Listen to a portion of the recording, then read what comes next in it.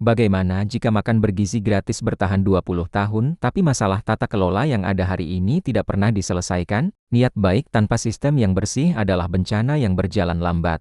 Lebih dari 7.000 anak dilaporkan keracunan setelah menyantap makanan dari program ini. Kasus di Kabupaten Banjar, Kalimantan Selatan, di mana puluhan siswa dilarikan ke rumah sakit, menjadi bukti nyata bahwa skala besar tanpa pengawasan ketat bisa berubah menjadi krisis kesehatan. Potensi kesalahan sasaran mencapai lebih dari 30%, artinya hampir sepertiga anggaran bisa mengalir ke tempat yang salah. Dan di balik angka besar itu, ditemukan pembelian sepeda motor listrik senilai 1,2 triliun rupiah, tablet senilai Rp58 miliar, seragam senilai Rp62,2 miliar, semua dari anggaran yang seharusnya untuk makanan anak-anak. Jika kebocoran ini tidak ditambal dari awal dalam 20 tahun, yang tumbuh bukan hanya generasi yang lebih sehat, yang tumbuh juga adalah sistem korupsi yang semakin besar, semakin terstruktur, dan semakin sulit dibongkar karena sudah terlalu dalam mengakar. Program terbesar dalam sejarah Indonesia ini bisa menjadi warisan terbaik atau monumen terbesar pemborosan uang rakyat. Semua tergantung pada satu hal yang paling sulit dijaga dalam politik Indonesia: integritas yang konsisten. Bagaimana jika program makan bergizi gratis bertahan selama 20 tahun penuh? Hari ini, MBG menggelontorkan 1,2 triliun rupiah setiap harinya dengan anggaran 2026 yang mencapai Rp30,35 triliun untuk menjangkau 82,9 juta penerima manfaat. Angka itu bukan kecil, tapi bayangkan jika program ini tidak berhenti di satu periode pemerintahan, tapi benar-benar bertahan 2 dekade penuh, konsisten, dan semakin baik sistemnya dari tahun ke tahun. Generasi yang lahir tahun 2025 akan lulus SMA di tahun 2043 dengan tubuh yang tidak pernah kekurangan gizi sejak mereka duduk di bangku sekolah dasar. Angka stunting yang hari ini masih menghantui jutaan anak Indonesia bisa menjadi sejarah, bukan statistik yang terus diulang di setiap laporan pemerintah. Negara-negara yang berhasil membangun sumber daya manusia terkuat di dunia tidak melakukannya dalam satu masa jabatan. Mereka melakukannya dengan konsistensi yang melampaui pergantian pemimpin, karena mereka paham bahwa investasi pada manusia tidak memberikan hasil dalam 5 tahun. Ia memberikan hasil dalam satu generasi. Pertanyaannya bukan apakah MBG adalah ide yang baik. Pertanyaannya adalah apakah Indonesia punya nyali untuk konsisten selama 20 tahun. Bagaimana jika anggaran makan bergizi gratis dialihkan seluruhnya ke pendidikan? Dari total anggaran pendidikan 2026 sebesar Rp757,8 triliun, hampir separuhnya Rp30,35 triliun atau 44,2% digunakan untuk membiayai MBG. Artinya anggaran pendidikan murni hanya sekitar 11,9% dari APBN, jauh di bawah mandat konstitusi 20%.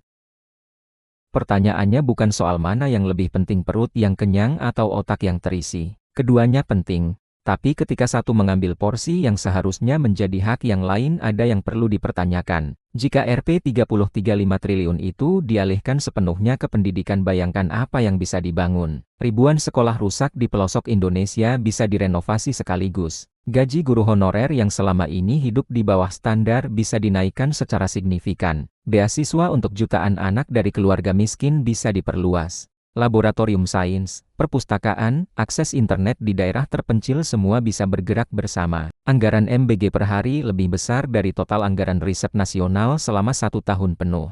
Ini bukan tentang salah satu program. Ini tentang prioritas bangsa yang perlu didiskusikan dengan jujur di ruang publik, bukan hanya di ruang sidang.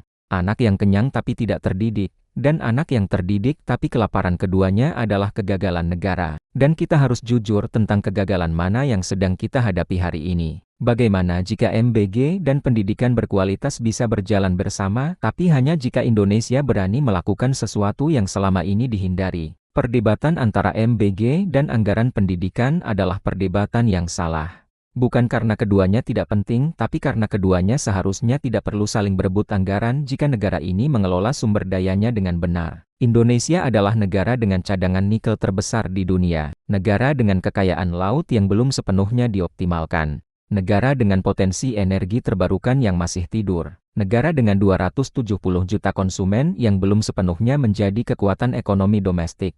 Masalahnya bukan tidak ada uang. Masalahnya adalah kemana uang itu pergi sebelum sampai ke anak-anak. Jika kebocoran pajak ditambal, jika subsidi yang tidak tepat sasaran direformasi, jika korupsi di rantai pengadaan benar-benar diberantas, Indonesia punya cukup untuk memberi makan anak-anaknya sekaligus mendidik mereka dengan layak. Tapi semua itu membutuhkan keberanian politik yang selama ini lebih banyak dibicarakan daripada dilakukan. Pilihan bukan antara perut dan otak. Pilihan sesungguhnya adalah apakah kita serius membangun bangsa, atau hanya serius mengelola penampilan membangun bangsa. Bagaimana jika generasi yang tumbuh bersama MBG dan pendidikan yang baik menjadi generasi yang benar-benar mengubah Indonesia? Disinilah semua perdebatan itu menemukan maknanya, bukan di angka anggaran, bukan di sidang Mahkamah Konstitusi, bukan di debat para ekonom tentang efisiensi program, di seorang anak di Papua yang hari ini makan siang bergizi dari program pemerintah, belajar di sekolah yang gurunya dibayar layak, dan tumbuh dengan keyakinan bahwa masa depannya tidak ditentukan oleh di mana ia dilahirkan. Generasi yang sehat, terdidik, dan percaya pada kemampuan dirinya sendiri adalah satu-satunya jawaban nyata untuk semua masalah Indonesia: korupsi, kemiskinan, ketimpangan, dan ketertinggalan teknologi.